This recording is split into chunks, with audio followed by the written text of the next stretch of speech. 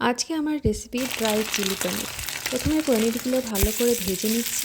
তারপর ওই কড়াইতে রসুন কুচি, পেঁয়াজ কুচি, ক্যাপসিকাম কুচি ও শুকনো কাঁচা লঙ্কা কুচি ভালো করে ভেজে নিলাম। জলে গুলে রাখা সয়া সসটা কড়াইতে দিয়ে দিলাম। পুরো রান্নাটা কিন্তু হাই ফ্লেমে হবে। হাই ফ্লেমে ভালো করে নাড়ান। দেখুন সসটা কেমন একটু ঘন হয়ে এসছে। সেই সময় আমরা দিয়ে দিলাম পনির ভাজাটা। ভালোভাবে মিশিয়ে নেব। পুরোটাই কিন্তু হাই ফ্লেমে করবেন, নাহলে কিন্তু ভালো হবে না খেতে। ভালো করে মিশিয়ে নিচ্ছি।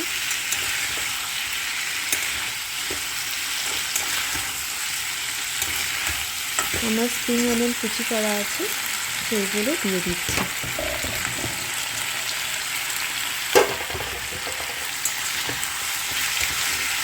ভালো করে মিশিয়ে নেব 2-1 মিনিট। তারপরে 2-1 মিনিট দেবো।